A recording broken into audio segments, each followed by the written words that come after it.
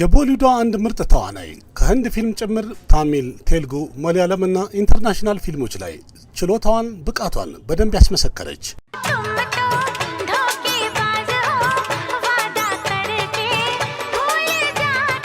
ተፈጥሯዊ የሆነው ድምቅ ያለው ውበቷ ከህንድ ፊልም ጭምር ከቦሊውድም ጭምር ማለት ነው በሳውዝ ኢንዱስትሪ እንዲሁም ሆሊውድም ድረስ በጣም ትደነቃለች።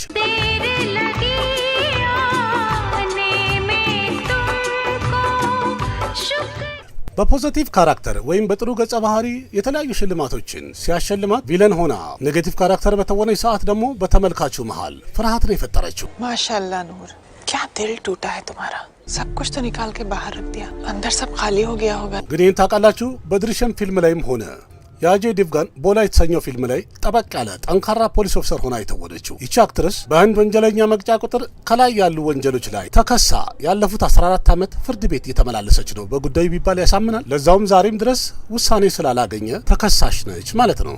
पुलिस वालों को बेवकूफ समझ के रखा है तुमने। तुम्हारा प्लान हम अच्छी तरह से समझ गए हैं विजय।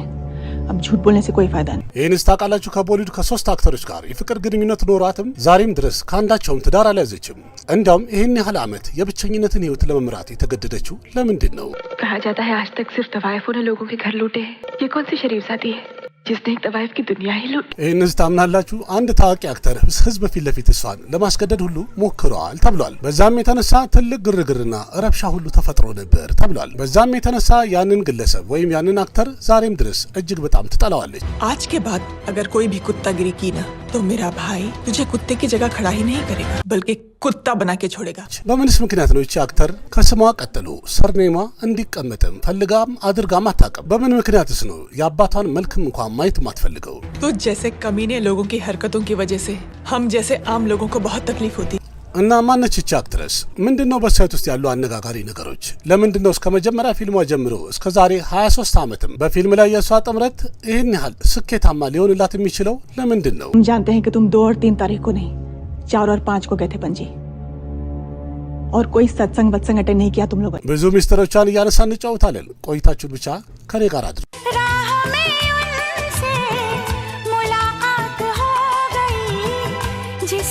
ውድ ቤተሰቦች ለዛሬ እንግዳ አድርገን ያቀረብናት እንግዲህ በ1990ዎቹ በትወና ተመልካቹን ጠቅላላ ያስደመመችው ያስገረመችው ዝነኛዋና ቆንጂዮ አክትረስ ታቡን ነው።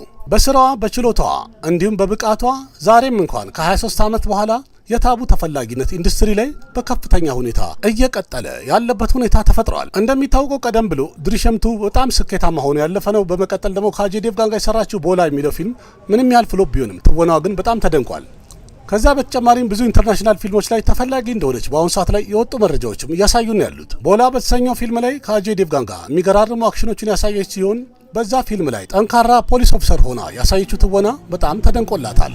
እሱም በ2023 ለእይታ የበቃ ፊልም ነው። በዚህኛው ፊልም ላይም ከአጄ ዴቭጋን ጋር በድጋሚ የተጣመረችበት በጣም የሚያምር አሪፍ ኬሚስትሪ ታይቶበታል የተባለ ፊልም ነው። ከሳይት ጋር የተያዙ ሌላ ነገሮችን ከማውራታችን በፊት ከጅምሩ እንደተለመደው መለስ ብለን ታቡ ማናት፣ እንዴት ወደ ፊልም ዓለም ገባች፣ በምን ሁኔታስ እድገቷ እንዴት ነበር የሚለውን ለማየት እንሞክራለን። चलो नहीं साले हथकड़ी खुली नहीं और शुरू हो गई रंगबाजी। हाँ ሰላም ጤና ይስጥልኝ ቤተሰቦች፣ ይህ ቦሊውድ ፕሮፋይል የተሰኘው ፕሮግራም ነው። የቦሊውድ ተዋናዮችን ያሳለፉትን ውጣ ውረድና ችግሮችን አንድ ላይ በጥናት የምናቀርብበት ቦሊውድ ፕሮፋይል የተሰኘው ፕሮግራም መጀመሩ ነው። ቪዲዮን ላይክ አድርጋችሁ መጀመር አትርሱ። እንዲሁም ያላችሁን ሀሳብ አስተያየት በኮሜንት አስቀምጡ። በተጨማሪም ለቤቱ አዲስ የሆናችሁ ሰብስክራይብ አድርጉ። ወደ ፕሮግራሙ እንግባ።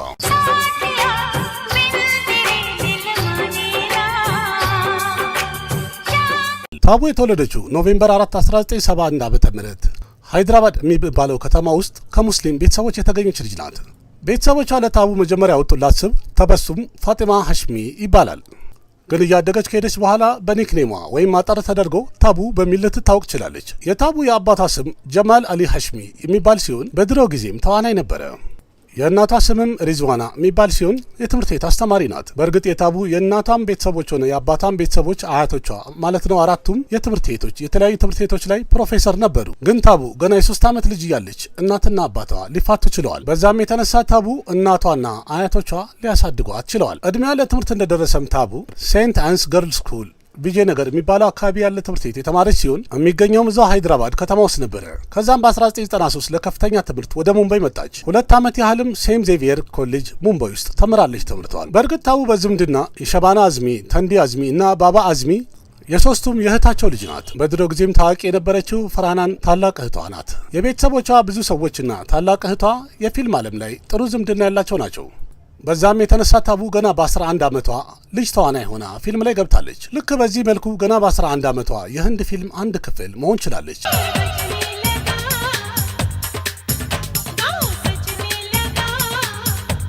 ከዛም ቀጥላ እንዴት በየአመቱ እየጨመረች መጣ አንድ መሪ ተዋናይ እንደሆነችና እንዴት ስኬታማ እንደሆነች ቀጥለን የምናየው ሲሆን ቅድሚያ ግን ከሳይት ጋር የተያያዙ አነጋጋሪ ነገሮችን ለማየት እንሞክር። लेकिन आप मेरे ही घर में आके मेरे ही लोगों का अपमान करेंगे ये मुझे बिल्कुल मंजूर नहीं। जाइए। ከታቡ ጋር የተያዘ አንድ ነገር እናወራ ቢባል የ1996ቱ አንድ ገጠመኝ በጣም ዝነኛ ወይም በጣም የተወራ ወሬ ነው። በሰዓቱ የታቡ እህት ፈርሃን ከጃኪ ሽሮፍና ከዳኒ ጋር ድልጀላ የተሰኘ ፊልም ቀረጻ ላይ ነበሩ። አንድ ቀንም ቀረጻው ካለቀ በኋላ ሙሉ የቀረጻ ቡድኑ በአጠቃላይ ወደ ዳኒ ቤት ፓርቲ ለማድረግ ሄዱ። ፈርሃን በፊልሙ ላይ ተዋናይ ስለነበረች ታናሽ እህቷን ታቡን ወደዛው ቤት ወደ ፓርቲ ቤት ይዛት ሄደች። በሰዓቱም ጄክ ሽሮፍ በጣም ጠጥቶ ስለነበረ በስካር ሆነው በሞቅታ ታቡን ለማስገደድ ሞከረ። ከዛ በኋላማ ትልቅ ግርግር ተፈጠረ። በእርግጥ ይህን ነገር ያወራችው የታቡ እህት የሆነችው ፈርሃን ራሷ በአንድ ኢንተርቪው የተናገረችው ነገር። በዛ ኢንተርቪው እህቷ ጨምራ እንዳለችውም ከሆነ ዳኒ በመሃል ገብቶ ባይገላግል ኖሮ ጄኪ ሽሮፍማ ጠቅላላ ልኩን አልፎ ነበረ ወይም የባሰ ነገር ሊፈጥር ይችል ነበር ብላ ተናግራለች። የእሷ ይህ ኢንተርቪው ከተሰማ በኋላ ሙሉ ቦሊውድ በጣም ተገርሞ ተደንቆበት ነበር። ከዛም በኋላም ቢሆን ታቡ መቼም ቢሆን ከጄኪ ሽሮፍ ጋር ምንም ስራ ሰርታ አታውቅም። እንደም ሁሌ እንደምትናገረው በጣም እንደምትጠላው አርጋ ነው የምታወራው። दुनिया ने तो अपने दिल नफरत से इस कदर भर लिए हैं कि किसी और शय के टिकने की जगह ही नहीं बची।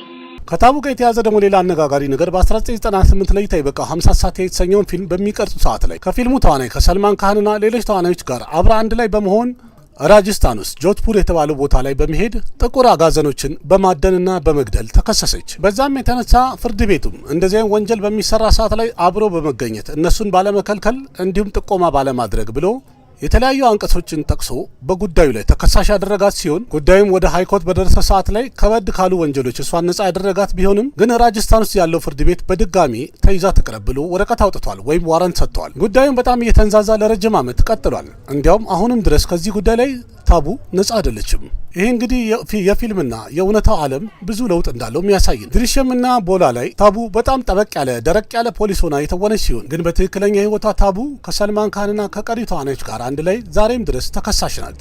በዚህም ጉዳይ ቀረቢ በተባለች ሰዓት ላይ ፍርድ ቤት መመላለሷ አሁንም እንደቀጠለ ነው። ስለ ግል ህይወቷ ደግሞ ስናይ በአንድ ኢንተርቪው ታቡ ስትጠየቅ ስለ ግል ህይወቷ በጣም ብዙ ነገር ዘርዘር አድርጋ በረጅሙ የተናገረች ሲሆን ለምንድነው ስምሽ ታቡ ብቻ የሚባለው ለምንድነው ሰርኔም የሌለው ከስምሽ በላይ ብላ ስትጠየቅ ለዛ ምክንያት ብላ እንዳለችው ከሆነ ኢንተርቪው ላይ እናትና አባቴ ገና በልጅነቴ ነበር የተፋቱት። እንዲሁም ደግሞ ከአባቴ ጋር ይሄን ያህል ጥሩ የሚባል ጠበቅ ያለ ዝምድና አልነበረኝም። በዛም ምክንያት እኔ መቼም ቢሆን ከስሜ ቀጥሎ ሌላ ስም እንዲጠራ አላደረኩም። ስለዚህ እኔ ከአባቴ ጋር ምንም አይነት ግንኙነትም ሆነ ፍቅር የለኝም። መቼም ቢሆን አባቴ ትዝ ብሎኝም አያውቅም፣ ለማግኘትም ልቤ ፈልጎ አያውቅም መቼም ብላለች። ስለዚህ የውሸት እኔ ሰርኔሜ ላይ ሀሽሚ መጨመሩ ምን ያስፈልገኛል?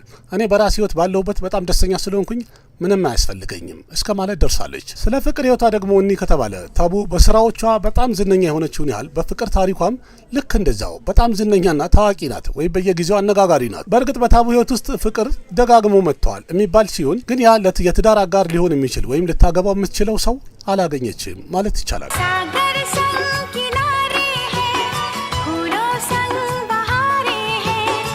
በመጀመሪያ ደረጃ ስሟ የተጠራው ወይም በፍቅር ስሟ የተጠራው ሰንጀይ ከፑር ከተባለው አክተር ጋር ነው፣ ራጃ ማለት ነው። ፕሬም የተሰኘውን ፊልም ሁለቱ አብረው በሚሰሩ ሰዓት ላይ በጣም ተግባቡ። ከዛም ለትንሽ ጊዜ ሁለቱ ዴት አድርገዋል። ቢሆንም ግን ብዙ ሳይቆዩ ነገሩ እየሻከረ ስለሄደ ሁለቱ በመጨረሻ ሊለያዩ ችለዋል።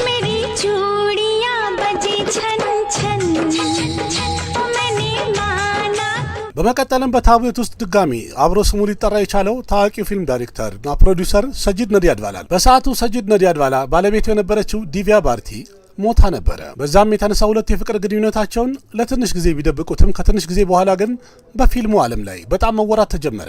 በሰዓቱ ታቡ በጣም አፍቅራው ስለነበረ ሰጂድን ለማግባት በጣም ቸኩላ ነበር። ሰጂድ ደግሞ ሚስቱ ገና መሞቷ ነው። በዛ የተነሳ ደግሞ ስሙ እየጠፋ በጣም እየተወራበት የነበረ ሁኔታ ነበር። በዛም የተነሳ የጋብቻው ነገር ቆየት ይበልልኝ ማለት ጀመረ። የሁለቱ ፍላጎት እጅግ በጣም የተራራቀ ስለሆነ በዚህ የተነሳ ሁለቱ ብዙ ነገር ተጨቃጨቁ። በመጨረሻም ታቡ ትታ ሄደች። በመቀጠልም በታቡ ህይወት ውስጥ የገባው የሳውዙ ሱፐርስታር ናጋርጁን ነበረ።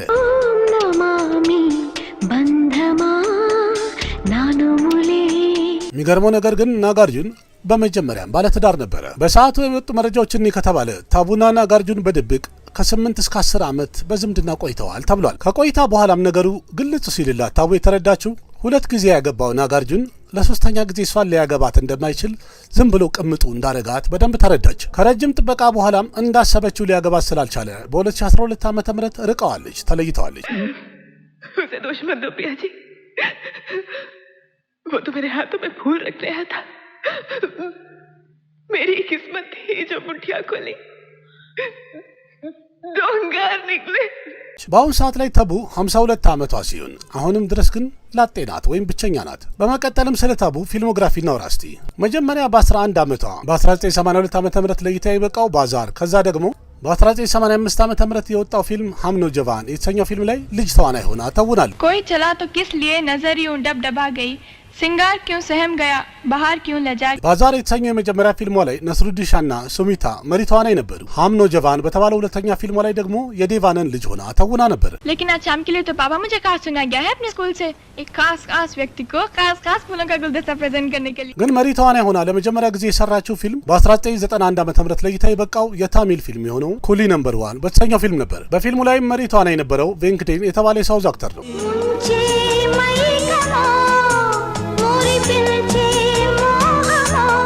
በሂንዲ ወይም ደግሞ ቦሊውድ ላይ ለመጀመሪያ ጊዜ መሪ ተዋናይ ሆና የሰራችበት ፊልም በ1994 ዓ.ም ለእይታ የበቃው በሄላ በሄላ ፕያር የተሰኘው ፊልም ነው። በፊልሙ ላይ መሪ ተዋናይ የነበረው በጊዜው በጣም ታዋቂ አክተር ሪሺ ከፑር ነበር።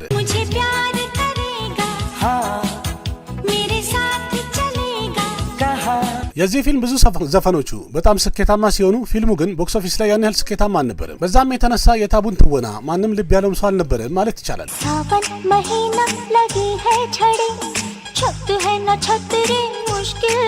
ግን በዛው ዓመት ከአጆይ ዴቭጋን ጋር የሰራችው በ1994 ዓ.ም ማለት ነው ቪጄ በት የተሰኘው ፊልም በጣም ሱፐር ሂት ሆነ።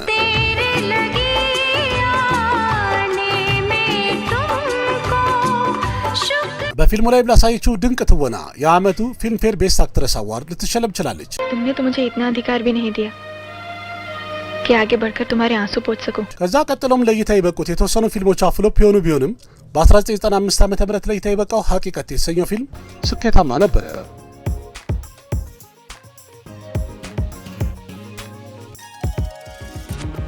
በ1996 ዓ.ም ታቡ 8 ፊልሞቿ ለእይታ የበቁ ሲሆን ከነዛ መሃል ግን ሳጀን ቸሌ ሰሱራል እና ጂት የተሰኙ ፊልሞች ቦክስ ኦፊስ ላይ ሱፐር ሂት ሆነውላታል።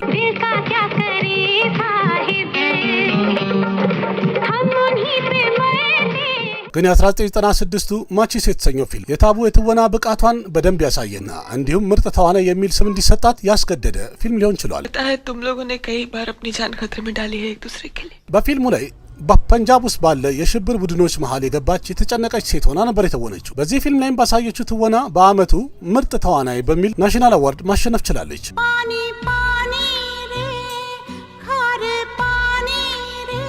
በዛ አመትም የቴልጉ ብሎክባስተር የሆነው ኒኒ ቴሌዴግራ የተሰኘ ፊልም ከናጋርጁና ጋር ሰርታለች። በዚህ ፊልምም ቴልጉ ላይ በተዘጋጀው ናሽናል አዋርድ ተሸላሚ ሆናለች፣ በምርጥ ተዋናይ ማለት ነው። በታሚልና በመለያለምም ቢሆን በምርጥ ተዋናይ ብዙ ሽልማቶችን አግኝታለች።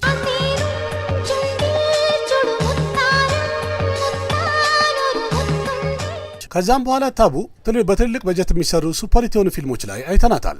ምሳሌ በ1997 ቦርደር እና ቪራሰት፣ በ1999 ዓ.ም ቢቢ ነምበር 1 እና 50 ሳቲ ተጠቃሾቹ ናቸው።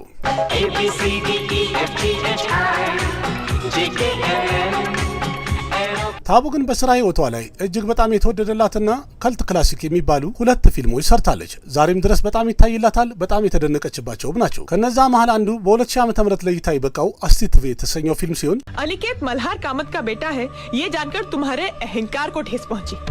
तुम्हारा झूठा खोखला अहंकार। ሌላኛው ደግሞ በቀጣይ ዓመት በ2001 ዓ.ም ለእይታ የበቃው चांदनी बार የተሰኘው ፊልም ነው። बार में जाएगी मेरे जैसे नाचने को, तुम लोग को इतना पढ़ाती लिखाती हो स्कूल भेज के काय के लिए। በሁለቱም ፊልሞቹ ላይ ታቡ ያሳየችው ትወና እጅግ በጣም በክሪቲክስ የተደነቀላትና የተወደደላት ሲሆን अस्तित्व ለተሰኘው ፊልም ፊልምፌር አዋርድ የተሸለመች ሲሆን በምርጥ ተዋናይ ለቻንዲኒ ባር ደግሞ ናሽናል አዋርድ ተሸልማለች። በእርግጥ በ2000 ዓመተ ምህረት ለእይታ የበቃው ሄራፔሪ የተሰኘው ኮሜዲ ፊልምም ሱፐር ሂት ሆኖላታል። እንዲያውም ፊልሙ ላይ ያለው የእሷ ዳያሎግ አሁንም ድረስ ተቆራርጦ በሚታይ ሰዓት ላይ ሳቅን ማጫሩ ግድ ነው። क्या मर्दाना चाल है मेरी या तुम्हारी? उफ ये गुस्सा तुम्हारी नाक पर कितना हसीन लगता है। በ2003 ዓመተ ምህረትም የዊሊያም ሼክስፒር ስራ የሆነው ማክቤል የተሰኘው ፊልም ላይ ምርጥ ትወናዋን አሳይታለች። በፊልሙ ላይም ሴቷ ማክቤልን ሆና ሚሚ በሚል ካራክተር ተውና ነበር። ያ ፊልም ርዕሱ በህንድኛ መቅቡል ተብሎ የተሰራ ሲሆን ይህን ፊልም ዳይሬክት ያደረገው ቪሻል በረድዋጅ ነበር። እንዲያም የፊልሙ ፕሪሚየም ወይም የመጀመሪያ እይታው ቶሮንቶ ፊልም ፌስቲቫል ላይ ቀርቦ ነበር። गुड्डू इस घर में हमारी लाश पे से चल के आएगा शाम को। ሆኖም ግን መቅቡል የተሰኘው ፊልም ቦክስ ኦፊስ ላይ ያን ያህል ስኬታማ ባይሆን ክሪቲክሶች ግን በዳርክ ሮል ታቡ እጅግ በጣም መሳጭ ትወና እንደምትችልና ማሳየቷም በደንብ መስክረውላታል። सबको मालूम है जहांगीर की रखेल है नंगा कितना घिनौना लगता है। በ2006 ዓመተ ምህረት ታቡ ከካጀልና ከአሚር ካን ጋር አንድ ላይ የሰራችው ፈና የተሰኘው ፊልም ምርጥ ትወናዋን አሳይታለች የተባለ ነው። በዛ ዓመትም ሚራ ናየር ዳይሬክት ያደረገችው የመጀመሪያ የሆሊውድ ፊልሟን ሰርታለች። እሱም ነመሳኪ የተሰኘው ፊልም ነው። ይህ ፊልምም ሱፐር ሂት የነበረ የተሳካ ፊልም ነበር። Don't go so far that I cannot see you. He's too little. በ2007 ዓመተ ምህረትም ቺኒከም በተሰኘ ፊልም ከአሚታብ ጋር ሰርታለች። በፊልሙ ላይም የ34 ዓመት ወጣት ሆና የ64 ዓመት ሽማግሌን ስታፈቅር የሚያሳይ ፊልም ነው። ይህ ፊልም ከተመልካች ይልቅ በክሪቲክስ እጅግ በጣም የተወደደና የተሞገሰችበት ነው።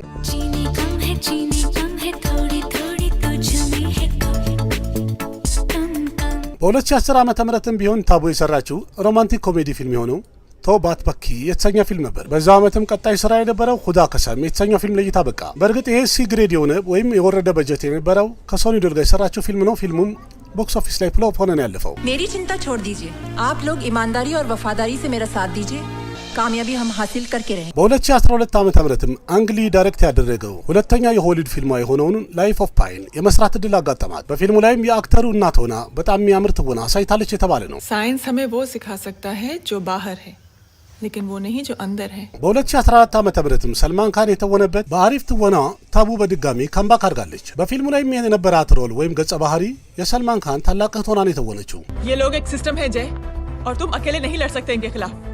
अब तुम कुछ करोगे कल वो लोग फिर कुछ करेंगे। በዛ ዓመትም ለእይታ የበቃው ከሸሂድ ከፑር ጋር ሃይደር የተሰኘው ፊልም ሱፐር ሂት ሆኖላታል። የእሷ ሮልም በጣም ተወዳጅ ስለነበረ ድጋሚ ታቡ መነጋገሪያነቷ በደንብ ቀጠለ። आज पिस्तौल लाया है कल क्लाशिनकोव लाएगा सरहद पार जाएगा तू जाएगा सरहद पार। በ2016ም ታቡ የሰራችው ፊልም ተመልካቹ ጠቅላላ ታቡን ከማድነቅ ውጪ ምንም አማራጭ እንዳይኖረው አደረገች። በሁሉም እድሜ ያለ በየትኛውም ሀገር ያለ ፊልም ተመልካች በአጠቃላይ እጅግ በጣም የወደደው ፊልም ሲሆን በፊልሙ ላይም የድሮ ጓደኛዋ አጄ ዴቭጋን በድጋሚ ሁለቱ ሲጣመሩ በዚህኛው ፊልም ላይ ሁለቱ እንዲያውም ተጋጩ የሚባልበት ሁኔታ ነው የተፈጠረው። मेरा बेटा कहाँ है?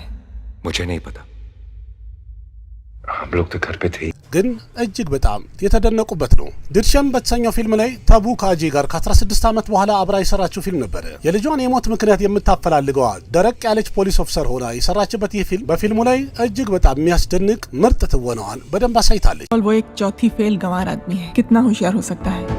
ከዛ በኋላ የሰራችውን እኔ ከተባለ በ2016 ፊቱር፣ በ2017 ዓመተ ምህረት ጎልማላጌን፣ በ2018 አንዳዱን፣ በ2019 ዓመተ ምህረት ላይ የበቃው ዴዴፒአርዲ በእነዚህ በሁሉም ፊልሟ ላይ የታቡን ትወና ተመልካቹ በጣም ወደደላት የተባሉት ናቸው። तुम बिल्कुल भी मतलब देख नहीं सकते या एक partially Yeah, I'm completely blind, ma'am. አንዳዱን የተሰኘው ፊልም ላይ በወንጀልና በማታለል የተሞላ እጅግ በጣም አስገራሚ ፊልም ነበር። በዚህ ፊልም ላይም ታቡ ወንጀሏ እንዳይታወቅባት የምትደብቅ ጎልማሳ ሴት ሆና ነው የተወነችው። ይህን ፊልም ከክሪቲክስ ጭምር ተመልካቹም እጅግ በጣም የወደደውና ያደነቀላት ፊልሟ ነው። ፊልሙ ቦክስ ኦፊስ ላይ ከ450 ከሮር በላይ ገንዘብ የሰበሰበ ሲሆን ከዛ በተጨማሪም ናሽናል አዋርድም ተሸልመውበታል። हमारी वजह से दानी को बहुत हेल्प हो गई सदमे में है ना बेचारी। She's a lovely girl, ma'am. በ2020 ዓመተ ምህረትም ቢሆን የተወሰነ የቴሉጉ ፊልሞችን የሰራች ቢሆንም ግን የህንዱ ጀዋኒ ጃኔመን የተሰኘው ፊልም ተጠቃሽ ነው። በመቀጠልም በ2022 አኒስ በዝኒ ዳይሬክት ያደረገው ቡልቡልያቱ የተሰኘው ፊልም ላይም ታይታለች። በፊልሙ ላይ ታቡ ደብል ሮል ነበራት ወይም ሁለት ገጸ ባህሪ ነው የተጫወተችው።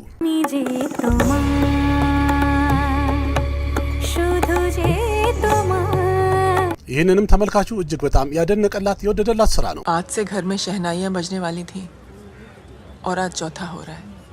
ሴናይ በጀጊ ባቢ በ2022 መጨረሻ ላይም ታቡ የድርሸም ቀጣይ ፓርቲ ሆነው ድርሸምቱም ሰርታለች። በድጋሚ በዚህኛው ፊልም ላይ የነበራት ገጸ ባህሪ እጅግ በጣም የተወደደላትና የተደነቀ ሲሆን ፊልሙን ቦክስ ኦፊስ ላይ ብላክባስተር ሆኖ ማለፍ ችሏል። ከድሮ ጓደኛዋ ጋር በድጋሚ የሰራችው እነዚህ ሁለቱም ፊልሞች ለተመልካቹ በጣም የሚያዝናናና አሪፍ ገጠመኝ ነው የሆነው። እንዲሁም እነዚህ ድሮ ይፋቀሩ የነበሩ ጓደኛ ማቾች አሁን እዚህ ላይ አንደኛው ሌባ አንደኛው ፖሊስ ሆኖ መስራታቸው የበለጠ አስገራሚ ያድርጎታል። मैं उसकी माँ हूँ महेश। 700 साल भी बीत जाए ना तो भी मैं कुछ भूलने वाली नहीं। በ2023 መጀመሪያ ላይ አስማ በረትዋጅ ዳይሬክት ያደረገው ኩቴ የተሰኘው ፊልም ላይ ታቡ የታየች ሲሆን በመቀጠልም ከአጀይ ዴቭጋን ጋር አብራ ቦላ የተሰኘው ፊልም ሰርታለች። በእርግጥ ይሄ ፊልም ብዙ ተጠብቆበት መጨረሻው ፍሎፕ መሆኑ በጣም ቢያናድም ግን ቪሻል በረትዋጅ ዳይሬክት ያደረገው የኔትፍሊክሱ ኩፊያ የተሰኘው ፊልም ተወዳጅነትን አግኝቶላታል። እንዲሁም ከካሪናና ከክሪቲ ሴነን ጋር የሰራችው ዘክሩ የተሰኘው ፊልም ሱፐር ሂት ሆኖላት አልፏል። በቀጣይ ደግሞ አሁን በቅርቡ የሚለቀቀው በ2024 ኦሮሜ ካደምታ የተሰኘው ፊልም ነው። እሱም ከአጀይ ዴቭጋን ጋር የምትሰራው የሁለቱ ተደጋጋሚ ፊልም መስራት መቼስ ተመልካቹ የሁለቱን ዝምድና ሲኒማ ላይ ማየት እንደሚፈልግ በደንብ ያሳያል። ሁለቱንም ጥንድ የማድረጉን ነገር ፊልም ሜከሮቹም እድሉን መቼም አይተውትም፣ እያጣመራቸው ሁሉ ያመጧቸዋል።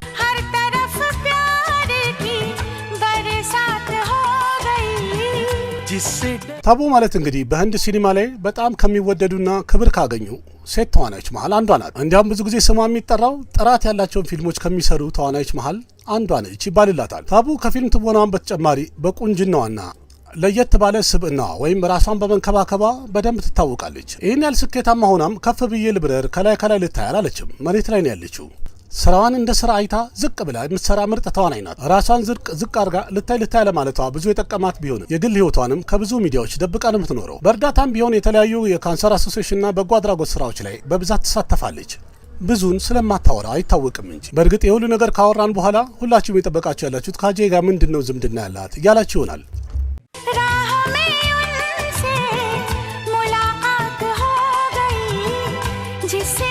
ከአጀይ ጋር ምንም አይነት ዝምድና እንደሌላቸው በተደጋጋሚ ተናግረዋል። በእርግጥ ምርጥ ጓደኛ ማቾች ናቸው። በዛ ላይ የሥራ ባልደረቦችም ናቸው። ከበፊትም ከልጅነት ጀምሮ የወንድሟ ጓደኛ ስለሆነ አጀይ ዴቭጋን በጣም ይቀርባት ነበር። በአንድ ኢንተርቪውም ስትናገር ላለማግባት የተጠያቂው አጀይ ዴቭጋን ነው ብላለች። ይህን ነገር በእርግጥ ሚዲያዎች በተለያየ ነገር እያነሱ ያገናኙት ቢሆንም ትክክለኛውን ነገር ስነግራችሁ ተማሪ በነበርኩ ሰዓት ላይ ወንዶች እኔን እንዳይቀርቡኝ ወይም ደግሞ ከኔ ጋር ዴት እንዳያደርጉ ከወንድሜ ጋር አንድ ላይ ሆኖ አጀይ ዴቭጋን እነዛን ወንዶች እየደበደቡ ያባሩ ነበረ። ስለዚህ እነዛን ወንዶች ባባረ ኖሮ አጀይ ዴቭጋን ዛሬ እኔ ባለ ትዳር ሆን ነበር ብላለች። ማለትም ላትሆንም ትችል ነበር ማለት ነው። ግን ይህን ፍንጭ ካገኙ የህንድ ሚዲያዎች ምን ይሳናቸዋል?